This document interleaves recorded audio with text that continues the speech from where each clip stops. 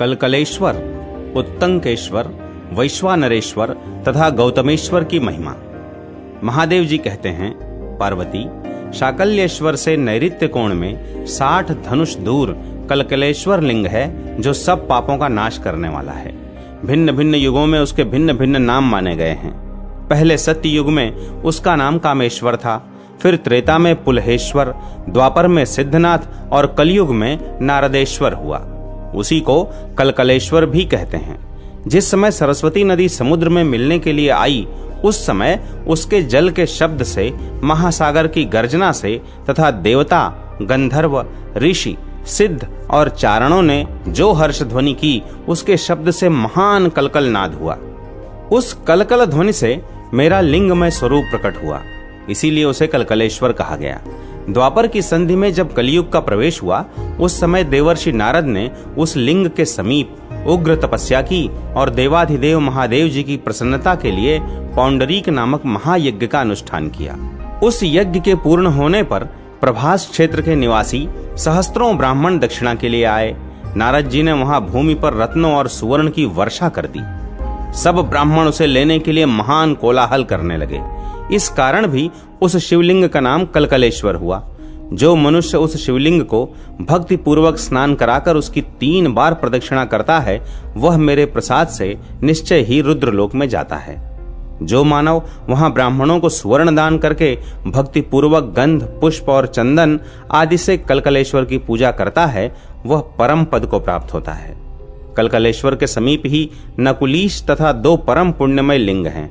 जो मनुष्य भादव मास के शुक्ल पक्ष की चतुर्दशी को उपवास करके उनके समीप जागरण करता है और नकुलीश तथा उन दोनों लिंगों की पृथक पृथक पूजा करता है, वह मुझ महेश्वर के परम धाम को जाता है।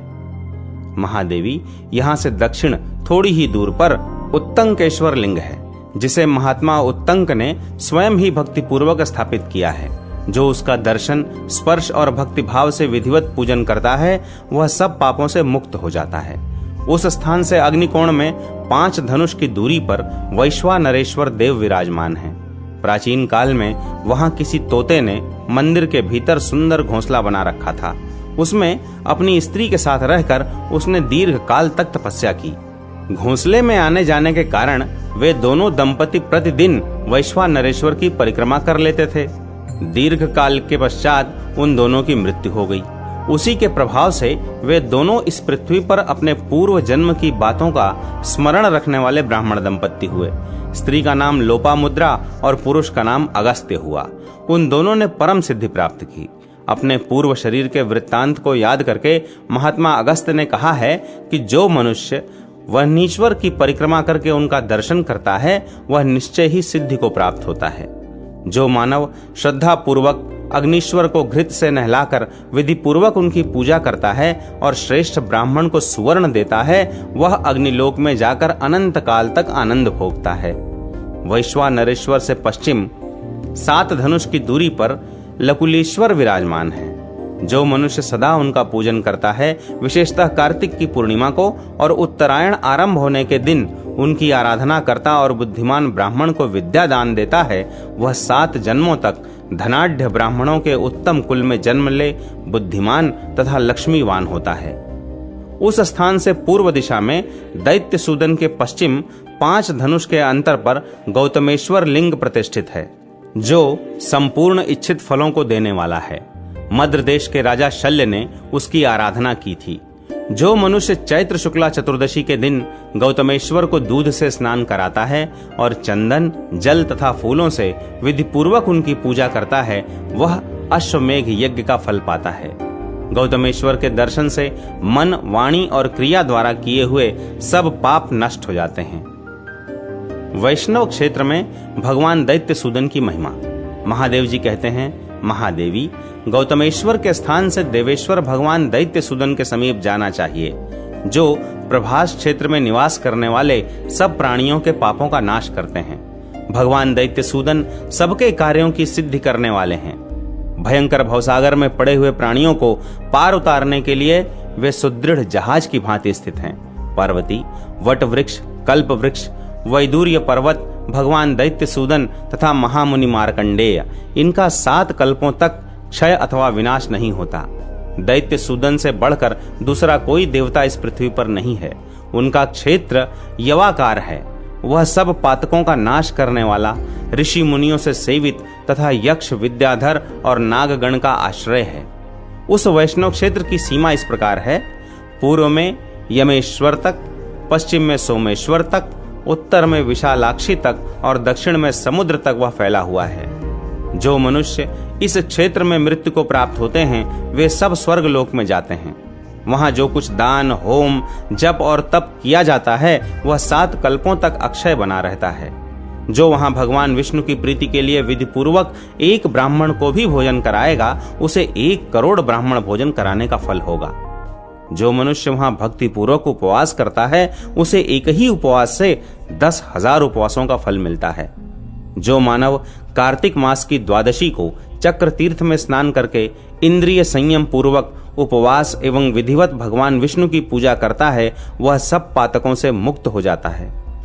पार्वती जी ने पूछा, भगवान, श्री विष्णु का दैत्य सूदन नाम किस समय और किस प्रकार हुआ? महादेव जी ने कहा, देवी, भगवान दैत्य सूदन विष्णु के नाम अनादि और अनंत हैं। प्रत्येक कल्प में उनके नए नए नाम प्रसिद्ध होते हैं। पूर्व कल्प में उनका नाम श्रियाव्रत था, दूसरे कल्प में वामन हुआ, तीसरे में वे वज्रांग कहलाए, चौथे में कमला प्रिय नाम हुआ, 5वें में दुखहर्ता, 6ठे में पुरुषोत्तम और 7वें कल्प में वे दैत्य सूदन नाम से प्रसिद्ध हुए। पूर्व काल में देवताओं और असुरों में बड़ा भारी युद्ध हुआ। उसमें देवकंटक दानवों से पराजित होकर सब देवता क्षीर सागर में निवास करने वाले श्री हरि की शरण में गए और प्रणाम करके उनकी स्तुति करने लगे। देवता बोले, देव जगन्नाथ, आपकी जय हो। आप दैत्यों और असुरों का मान मर्दन करने वाले हैं। आपने ही वाराह रूप धारण करके इस पृथ्वी का उद्धार किया था। मस्त रूप से आपने ही समुद्र के जल से वेदों का उद्धार किया है। जब क्षीर सागर का मंथन हो रहा था उस समय कूर्म रूप धारण करके आपने अपनी पीठ पर मंदराचल उठाया और लक्ष्मी जी का उद्धार किया। आपको नमस्कार है। आप लक्ष्मीपति हैं। लक्ष्मी जी ने आपका आश्रय लिया है। देव, आप पीड़ितों की पीड़ा का नाश करने वाले हैं। आपने वामन रूप धारण करके बलि को बांधा है और वराह रूप से महादैत्य हिरण्याक्ष का वध किया है। आपने ही नृसिंह रूप से हिरण्यकश्यप को आकाश में धारण करके मारा है। आप ही संपूर्ण देवताओं के मूल हैं। प्रभो महादेव, आपने ही समस्त संसार का उद्धार किया है। पार्वती, यह स्तोत्र सुनकर कमल नयन भगवान विष्णु ने ब्रह्मा आदि देवताओं से कहा, देवगण, तुम दानवों का भय छोड़ दो, मैं शीघ्र ही उनका संहार करूंगा। यूं कहकर श्री विष्णु देवताओं के साथ वहां आए और चक्र द्वारा पृथक पृथक सब दानवों का संहार आरंभ किया। यह देख सब दानव भय से विकल हो भागने लगे। प्रभास क्षेत्र में आकर उन्होंने समुद्र की शरण ली। भगवान ने अपने चक्र से सब दैत्यों का सफाया कर डाला। उनके मारे जाने पर देवताओं, ब्राह्मणों तथा तपस्वी जनों का कल्याण हुआ। संसार की व्याकुलता दूर हुई और सबका चित्त स्वस्थ हुआ। तभी से भगवान विष्णु का नाम दैत्य सूदन हुआ। उनका दर्शन करके मनुष्य 7 जन्मों तक जड़, अंध, दरिद्र और दुखी नहीं होता। श्रवण नक्षत्र में द्वादशी का योग पुण्यदायक है तथा रोहिणी नक्षत्र में अष्टमी का संयोग शुभ है। उस समय भगवान दैत्य सूदन के शयन और उत्थापन का उत्सव होता है। उस अवसर पर दैत्य सूदन के समीप एक एक उपवास का 10-10 उपवास के बराबर फल होता है। चंडाल, स्वपच और पशु पक्षी भी वहां प्राण त्याग करने पर वैकुंठ धाम में जाते हैं। कार्तिक और वैशाख मास में वहां श्रद्धा पूर्वक 1 मास तक उपवास करें। उस समय एक एक उपवास का कोटि उपवास के बराबर फल होता है। विष्णु क्षेत्र का ऐसा ही प्रभाव है। जो वहां 1 मास या 1 पक्ष तक दीपदान करता है उसे कोटि गुने फल की प्राप्ति होती है। जो आषाढ़ शुक्ला एकादशी को निराहार रहकर भगवान दैत्य सूदन को पंचामृत से नहलाकर पूजा करे और नियम पूर्वक उनके समीप रहकर चातुर्मास्य व्यतीत करे, उसके ऊपर भगवान विष्णु संतुष्ट होते हैं। जो मनुष्य एकादशी तिथि को वहां गीत, नृत्य, वाद्य तथा दृश्य अभिनय आदि के द्वारा रात में जागरण करता है वह भगवान विष्णु के उस परम धाम में जाता है जहां से पुनः इस संसार में आना नहीं होता। जिनकी निद्रा दैत्य सूदन के समीप जागरण में बीत जाती है वे स्वप्न में भी यम मार्ग, यमपुरी, यमदूत तथा असिप, त्रवन आदि नरकों का दर्शन नहीं करते। जो एकादशी को उपवास करके द्वादशी के दिन वहां नैवेद्य तुलसी पत्र भक्षण करता है, उसकी कोटि कोटि हत्याओं का नाश हो जाता है। पार्वती, सब पातकों का नाश करने वाले चक्र तीर्थ में स्नान करके भगवान दैत्य सूदन की सेवा के लिए पीले वस्त्र, गौ तथा सुवर्ण का दान करना चाहिए। योगेश्वरी देवी की महिमा। महादेव जी कहते हैं, पार्वती, दैत्यों का संहार करने के पश्चात भगवान विष्णु ने जहां अपने चक्र को धोया, वहीं 8 करोड़ तीर्थों को लाकर स्थापित किया। उसमें सुदर्शन को शुद्ध करके उन्होंने उस तीर्थ का चक्र तीर्थ नाम रख दिया। चक्र तीर्थ में कुल 8,80,000 तीर्थ हैं।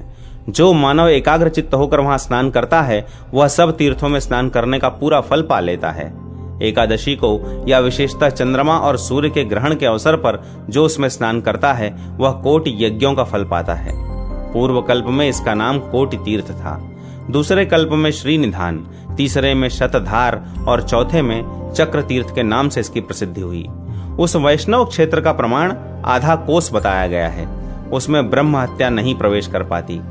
उस क्षेत्र में जाकर जो मासोपवासी, अग्निहोत्री, पतिव्रता स्त्री एवं स्वाध्याय परायण तथा यज्ञशील मानव चांद्रायण आदि तप, तिल जल से पितरों का तर्पण, श्राद्ध, एक रात्र व्रत, द्विरात्र व्रत, त्रिरात्र व्रत, कृच्छु, सांतपन, मासोपवास या अन्य कोई पुण्य कर्म करते हैं, वह अन्य क्षेत्रों की अपेक्षा कोटि गुना पुण्यदायक होता है। चक्र तीर्थ से पूर्व दिशा में महादेवी योगेश्वरी का स्थान है। पूर्व काल में महिषासुर नामक एक बड़ा भयंकर दैत्य हो गया है। वह इच्छानुसार रूप धारण करने वाला था और तीनों लोकों को अपने वश में करके सुख से रहता था। एक समय ब्रह्मा जी ने एक मनोमयी कन्या उत्पन्न की। वह पृथ्वी पर अप्रतिम सुंदरी थी। उस रूपवती कन्या ने बड़ी घोर तपस्या की। एक दिन देवर्षि नारद जी ने उस कन्या को देखा और महिषासुर के समीप गए। महिषासुर ने मुनि का बड़ा स्वागत सत्कार किया और कुशल मंगल पूछते हुए कहा, नारद जी, यहाँ पधारने का क्या कारण है, बताइए। मुनि बोले, महादैत्य, जम्बू द्वीप में एक अनुपम सुंदरी कन्या उत्पन्न हुई है। उसके जैसा रूप मैंने स्वर्ग, मर्त्यलोक और पाताल में भी न तो देखा है और न सुना ही है। मुनि की यह बात सुनकर महिषासुर बड़ी भारी सेना के साथ प्रभास क्षेत्र में गया, जहां वह कन्या तप करती थी। वहां उस असुर ने उससे इस प्रकार प्रार्थना की, भीरु, तुम मेरी स्त्री हो जाओ। यह तपस्या तुम्हारी जवानी के विरुद्ध है। उसकी बात सुनकर वह तपस्विनी हंस पड़ी। हंसते समय उसके मुख से सहस्त्रों भयंकर स्त्रियां हाथों में अस्त्र शस्त्र लिए निकलीं। उन सब ने महिषासुर की सारी सेना का संहार कर डाला। यह देख वह दैत्य कुपित हो अपने तीखे सींग हिलाता हुआ शीघ्र ही उस देवी के सम्मुख गया। उसके साथ बड़ा भारी युद्ध करके अंत में वह महिष पकड़ा गया। देवी सींग पकड़कर उसके ऊपर चढ़ गईं और पैरों से दबाकर उसे त्रिशूल से मार डाला। फिर तलवार से उसका मस्तक काट लिया। महिषासुर को मारा गया देख इंद्र आदि देवताओं ने प्रसन्न चित्त होकर देवी का स्तवन किया।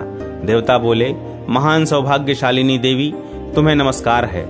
तुम गंभीर स्वभाव वाली हो, तुम्हारी दृष्टि बड़ी भयंकर है, तुम सदा न्याय के पथ पर स्थित रहती हो, उत्तम सिद्धों की अधीश्वरी हो, तुम्हारे 3 नेत्र हैं और सब और मुख हैं। विद्या और अविद्या तुम्हारे ही स्वरूप हैं। तुम ही जया और जपनीय मंत्र स्वरूपा हो। महिषासुर का मर्दन करने वाली देवी, तुम सर्वत्र व्यापक समस्त विद्याओं की स्वामिनी और विश्व रूपा हो। तुम्हें नमस्कार है। तुम शोक से परे और ध्रुव स्वरूपा हो। पद्मपत्र के समान विशाल नेत्रों वाली देवी, तुम शुद्ध सत्व गुण में स्थित हो, व्रत परायण हो। तुम ही प्रचंड रूप धारण करने वाली विभावरी हो। तुम्हें नमस्कार है। रिद्धि सिद्धि देने वाली देवी, तुम काल मृत्यु करने वाली हो। धृति तुम्हें विशेष प्रिय है। तुम ही शांकरी, ब्राह्मणी और ब्राह्मी हो। संपूर्ण देवताओं से वंदित देवी, तुम्हें नमस्कार है। तुम्हारे हाथों में घंटा और शूल शोभा पाते हैं। तुम महामहिष दानव का मर्दन करने वाली हो। तुम्हारा रूप बड़ा भयंकर और नेत्र भयानक है। महामाये, तुम अमृत स्वरूपा और कल्याणमयी हो। तुम्हें नमस्कार है। सर्वत्र व्याप्त रहकर सब कुछ देने वाली देवी, समस्त सात्विक वस्तुओं का उदय तुम्ही से होता है। तुम ही विद्या, पुराण और शिल्प कला की जननी हो। सब भूतों को धारण करने वाली हो। संपूर्ण देव रहस्यों का आश्रय तथा समस्त सत्वगुणी प्राणियों को शरण देने वाली हो।